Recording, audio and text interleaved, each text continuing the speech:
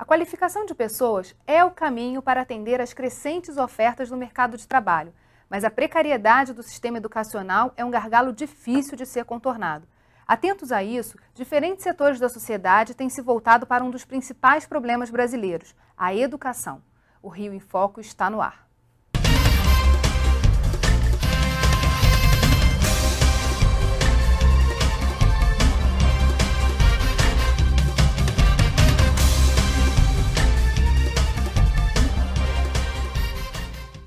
Preparar os nossos estudantes para as oportunidades que estão se abrindo no estado do Rio.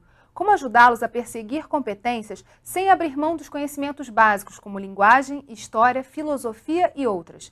É sobre essa nova educação que conversamos hoje com o secretário estadual de Educação, Wilson Risolia, e o educador Celso Nisquier.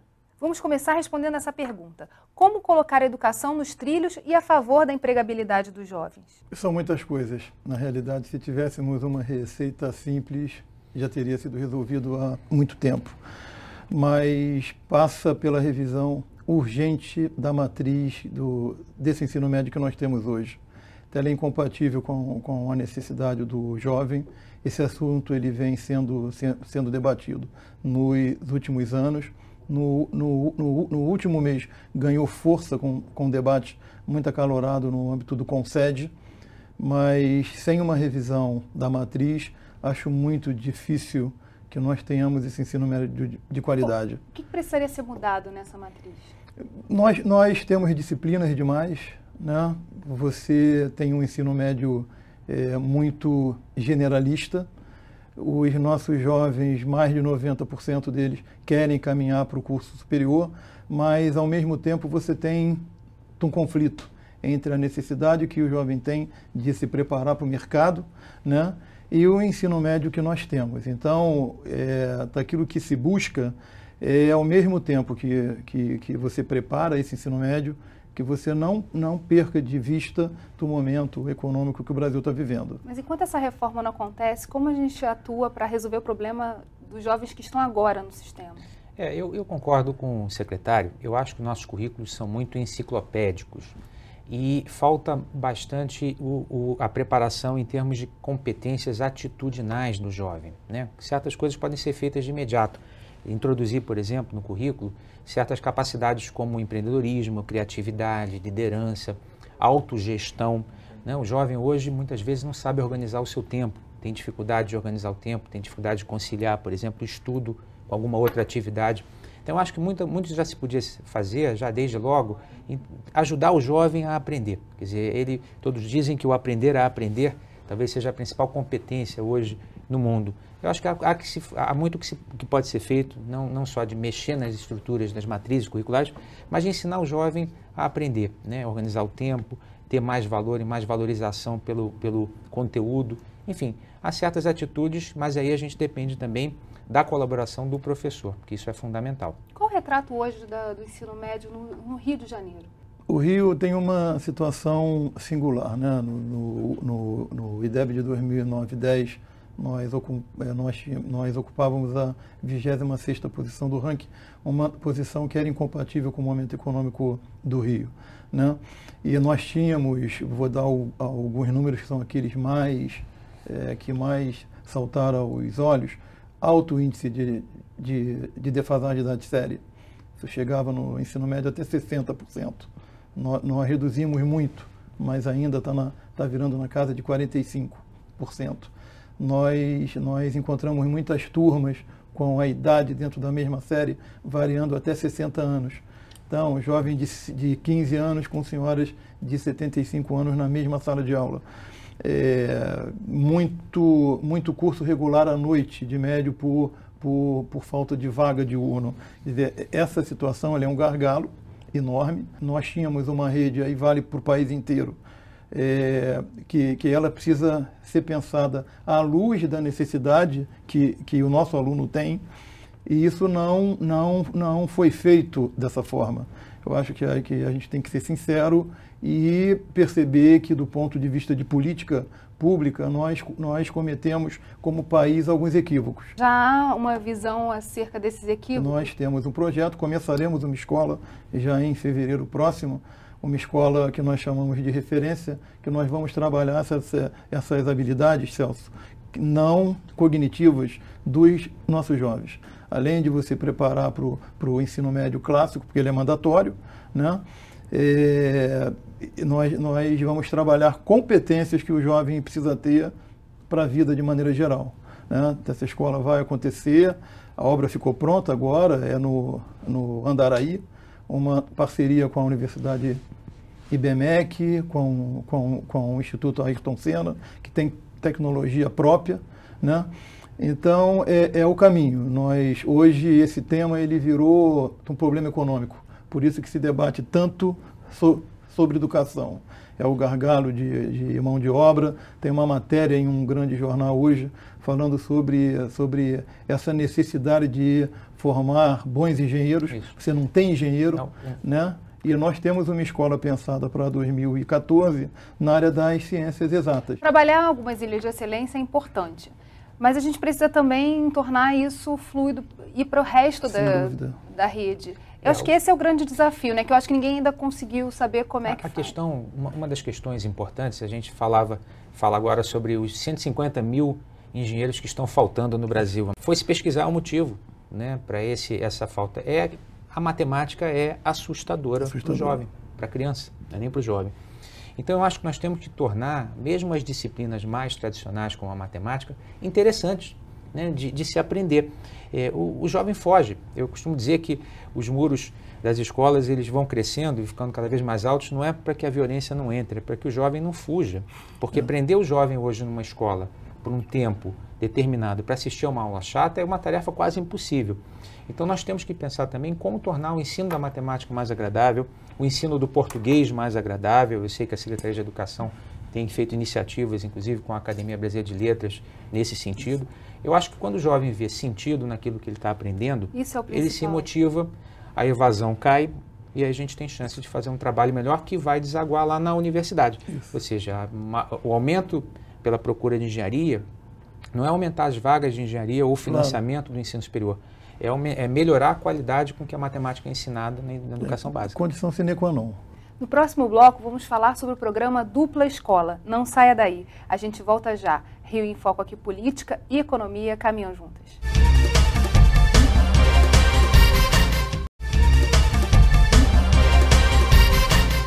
A diretora-geral da Unesco, Irina Bokova, diz que há no mundo uma geração jovem frustrada pela disparidade crônica entre habilidade e emprego.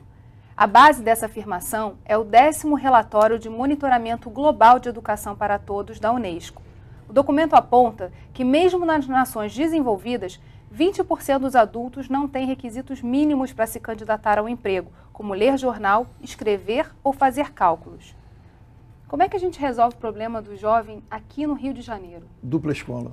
Na realidade, é um conceito que o Celso conhece bem, que nós conversamos sobre ele. E é rigorosamente isso, é 2 vezes escola. Além de você formar habilidades cognitivas clássicas, você tem que preparar esse jovem para a vida, para o mercado. Então, nesse contexto, firmamos parcerias diversas. Por exemplo, na área das ciências, começamos com a Firjan, com laboratório de matemáticas em 10 escolas nesse ano ainda. E a tendência é que em 2014 tenhamos 100% da rede. Foi aquilo que você comentou agora há pouco, Celso. Fazer a mesma coisa que você fazia de uma outra maneira. Né? Nossa retenção de conteúdo de matemática é muito pequena. Você está falando de números ao redor de 1/3 para o país inteiro. E o Rio segue essa toada. Na verdade, a matemática é uma ferramenta para ensinar o jovem a pensar de forma estruturada, a ter raciocínio crítico, a pensar de forma lógica. Então, ela tem uma aplicação muito clara no dia a dia do jovem.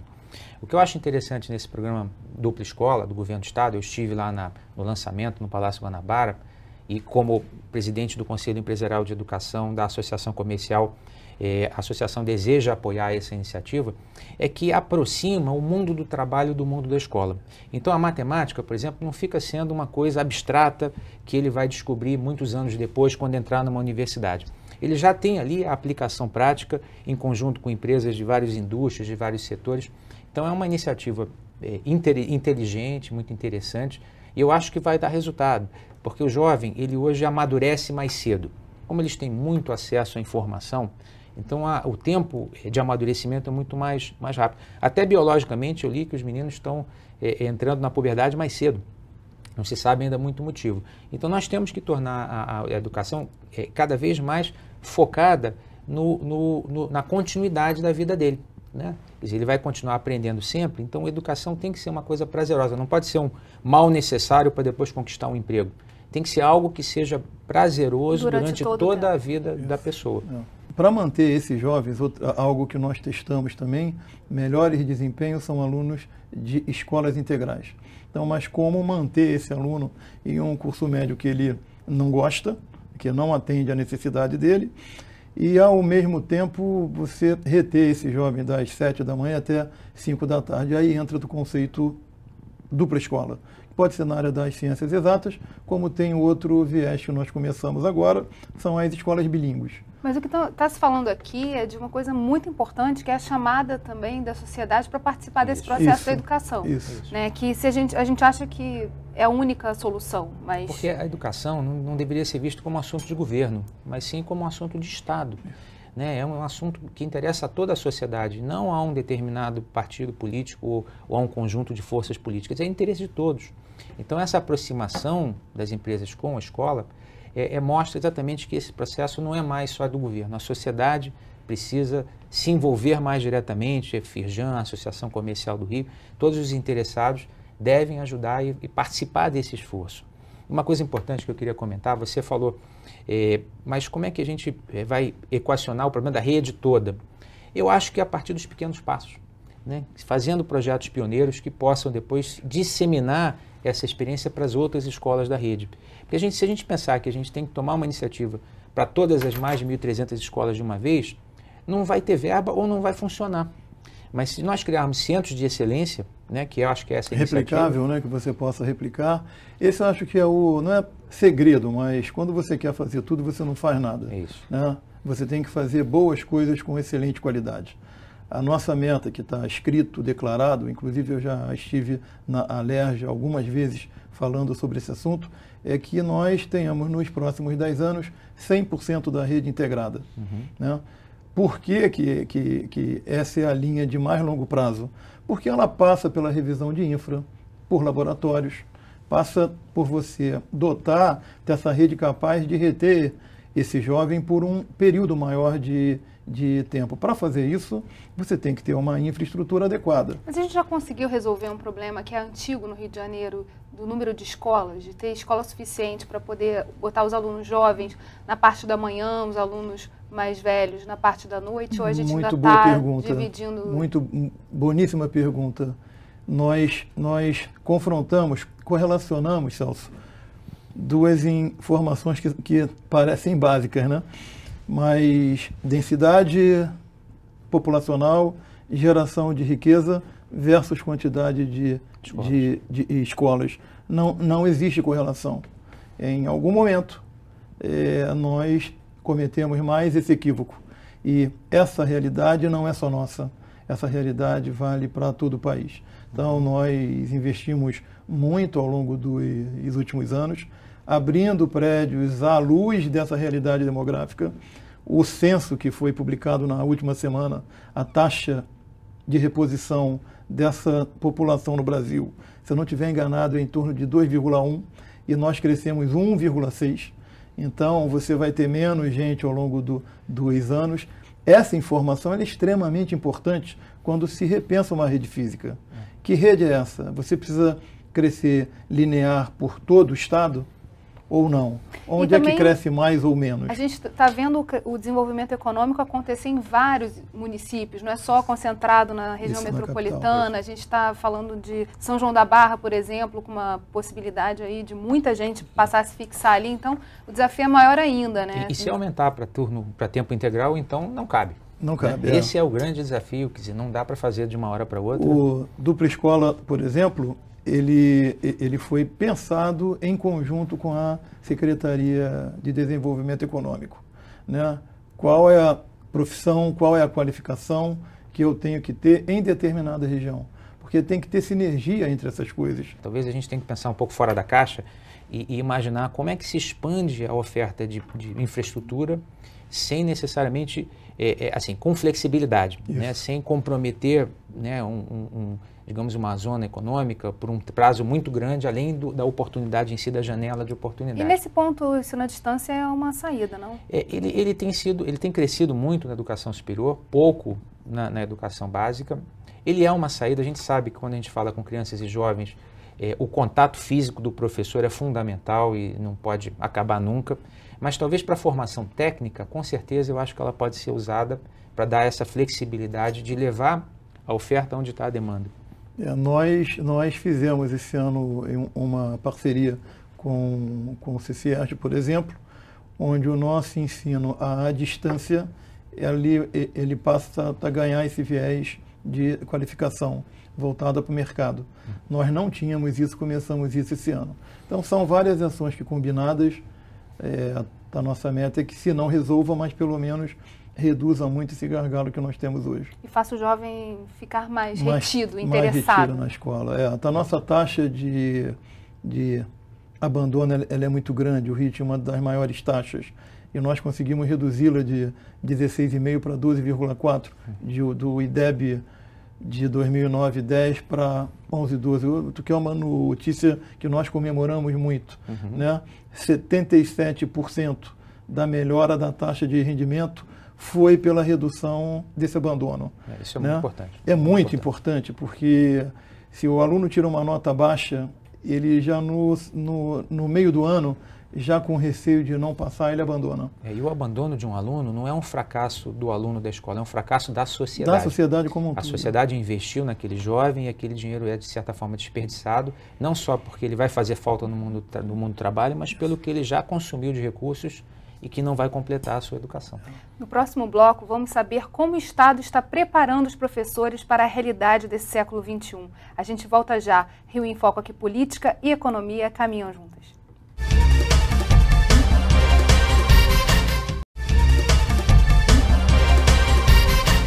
O Plano Nacional de Educação para o período 2011 a 2020, enfim, foi aprovado. Vamos ver o que diz o deputado Conte Bittencourt, presidente da Comissão de Educação aqui da Alerj. Questão do financiamento, que é uma grande discussão na sociedade brasileira, há uma visão de que o problema não é falta de recursos, sim gestão dos recursos, é uma meia-verdade. Nós temos que compreender que, diferente dos países onde a política pública de educação já venceu as barreiras tradicionais, como o analfabetismo, escolarização, ingresso em nível superior, taxa de matrícula e permanência e conclusão de ensino médio regular, o Brasil não. No Brasil nós temos ainda um passivo com a sociedade brasileira por falta de educação longo. É uma cadeia, né? Transitar a educação definitivamente como política de Estado, como política permanente, independente de governos. Esse é o papel de um plano. É um pacto com a sociedade, com referendo dos poderes legalmente constituídos. Independente de quem vier a suceder essa presidência da República, existe um plano para a educação com metas, objetivos e cronograma. Pode, merece em determinados momentos ser rediscutido, evidente, né? Um plano é estático, ele é dinâmico, mas pelo menos você tem um norte, você tem as linhas centrais e é o que nós temos que buscar. E a sociedade acompanhar e fiscalizar, isso é que é importante. Eu acho que o plano é um pacto com a sociedade, sim. Acho que precisa, sim, de mais recursos, mas eu boto muita ênfase na questão da fiscalização e do acompanhamento. Porque para que, de fato, a sociedade possa cobrar, como ele falou, é importante essas metas e esse cronograma, como foi estabelecido, né? Não basta que a educação seja só um discurso. Ela tem que ser, na verdade, uma ação e uma ação continuada, né, de vários governos, né, em que as pessoas não possam entrar num novo governo e mudar tudo e se comprometer com outra direção. Eu acho que, nesse sentido, vai dar resultado. Todos concordamos sobre financiamento, né, sobre o que fazer, tem consenso em várias áreas. O problema é como fazer. Né? O problema é começar a fazer. Começar, é sair do discurso para a prática. Perfeito. E aí, planejamento, me desculpem quem pensa o contrário, é a condição sine qua non, porque você pode ter um bom plano, mas se não planejar, se não tiver começo, meio e fim, se não tiver visão de futuro, você não consegue entregar. E a mensuração também. Medir resultado. Então, dar governança para a sociedade é fundamental. Isso é condição mínima. E meritocracia, ele não se restringe a pagar ou não pagar bônus. Meritocracia é um valor que a sociedade tem ou não tem. Perfeito. Eu acredito que o mérito seja um valor extremamente relevante para o mundo que nós vivemos hoje. Como a gente aplica isso no dia a dia do professor, que é o principal elemento para que essa educação de fato aconteça para os alunos? A procura pela carreira de professor, ela está baixa, né? Existem áreas em que nós não temos professores qualificados e hoje um jovem que quer ganhar dinheiro vai para o mercado financeiro. Eu não penso que no futuro, né, quem quiser ganhar dinheiro vai para a educação. Apesar de existir, sim, a oportunidade de uma vida digna e decente para um professor que seja valorizado, que seja remunerado, que tenha, né, uma instituição ou um sistema que valorize o mérito. Que é uma coisa curiosa, porque a gente está na sociedade do conhecimento. Então, deveria, assim, ser natural que quem conhece fosse valorizado. E o professor é essa pessoa. E principalmente como facilitador. Quer dizer, ele já não é mais aquele dono do conhecimento, né? E muitos professores ainda se sentem assim, e isso é um problema. Quer dizer, eles estão migrando para uma função que eles facilitam a aprendizagem. E podem ser muito eficazes nisso. O valor de um bom professor, isso foi demonstrado numa pesquisa americana, causa um aumento na renda de vida de um aluno enorme, como se fosse um investimento financeiro. Você tem pesquisas disso, do quanto que retorna uma boa aula, o quanto que retorna para o aluno uma boa prática pedagógica. Quanto mais dinâmico, quanto melhor a prática, quanto mais menos convencional for a aula, utilizando recursos virtuais, práticas pedagógicas de vanguarda, melhor rendimento. E é uma coisa curiosa, porque a questão do investimento é muito claro para essa nova classe média, então, que acha assim, quando tem dinheiro, paga uma escola particular para o filho. Mas talvez esteja na escola pública a importância também de chamar de novo essa população. Isso vai mudar com as cotas nas universidades públicas, né? Eu creio que a classe média agora vai buscar colocar seus filhos na escola pública e vai demandar a melhor qualidade da escola pública, né? Porque hoje há uma via rápida no acesso ao ensino superior. Então eu acho que essa dicotomia, né, ao longo do tempo tende a acabar e a escola pública tende a ser, ou pelo menos com essas reformas todas, a ser mais competitiva na colocação. No ensino fundamental 1, a rede do município teve escolas ranqueadas entre as 5 melhores. Então, no nosso estado, tivemos 2 entre as 5 melhores, Fundamental 2.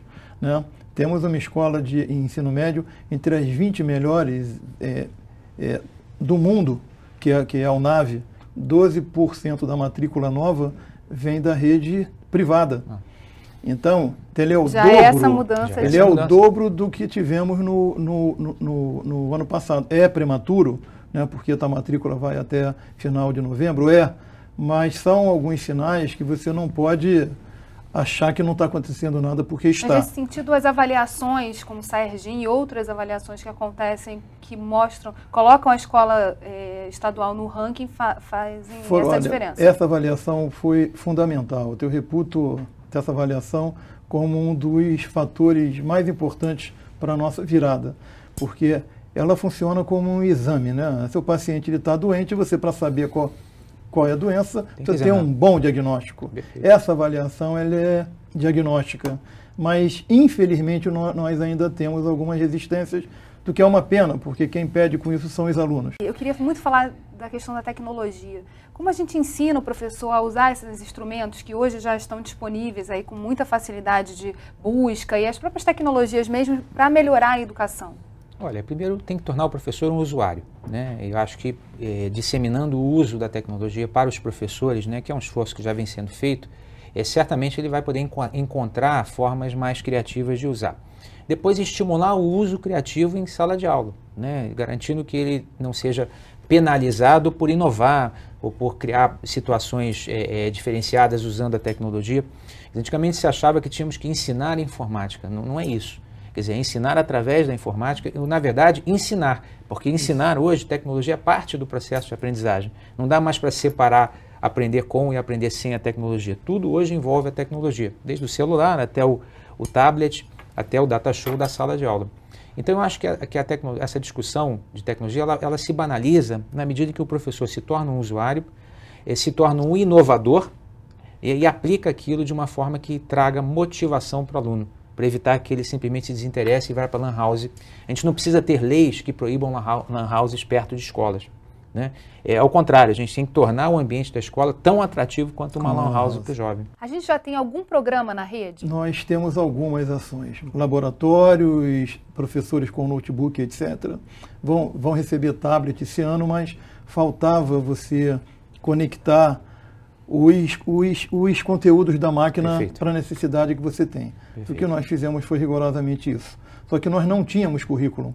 Então, como nós começamos a nossa conversa, não adianta querer fazer tudo, porque essas ações elas têm que ser sincronizadas, pensadas ex ante. O que nós fizemos foi, primeiro faz o currículo, que depois você prepara seu conteúdo virtual ligado à peça que você não tinha. Foi o que nós fizemos. Começamos agora, exatamente há mais ou menos 60 dias, com mais de 500 conteúdos virtuais conectados ao currículo mínimo. Não é um caminho simples, né? Mas eu acho que, como o secretário aqui coloca muito bem, a educação pode sim se beneficiar de boa gestão, né? Há essa dicotomia como se fosse, né, temos que ter ou educadores ou gestores. Eu acho que isso é uma balela, né? Eu acho que a educação precisa de boa gestão, ela precisa ser direcionada para uma visão educacional, e acho que isso é fundamental, mas ela precisa mesmo a gestão, quer dizer, traçar metas, ter persistência e paciência no caminho dessas metas. Eu acho que a gente vai, com certeza, obter indicadores cada vez melhores. Fazer desses alunos também gestores da própria vida, né?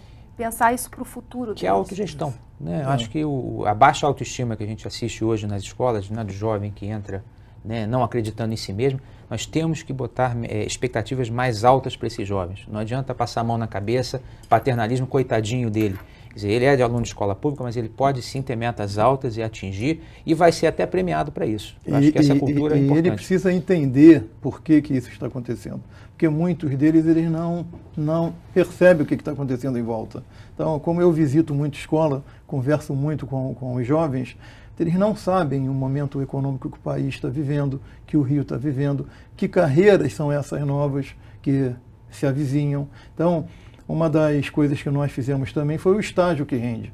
Ele é o estágio para alunos do nosso segundo ano. Por quê? Uma espécie de você, de maneira bem singela, passar essa oportunidade dele ter uma espécie de orientação vocacional. Eu quero ser engenheiro, vamos estagiar na nossa Defensoria Pública, Procuradoria-Geral, se quiser ser um advogado, engenheiro na nossa Secretaria de Obras. Então, são alguns sinais que você tem que passar para o jovem com certa constância. Colocá-lo no mundo, né? No mundo, inseri-lo nisso tudo que está acontecendo, né? Bem, infelizmente, nosso programa chegou ao fim. Obrigada, secretário, obrigada, professor, e obrigada a você que ficou com a gente até agora. O Rio em Foco é o programa do Fórum Permanente de Desenvolvimento Estratégico do Estado. Para acompanhar os nossos debates, acesse a nossa página na internet ou as nossas redes sociais. Você também pode assistir esse programa no site www.rioemfoco.rj.gov.br e pelo www.tvalerj.tv. TV Alerj, o canal do povo fluminense. Até a próxima.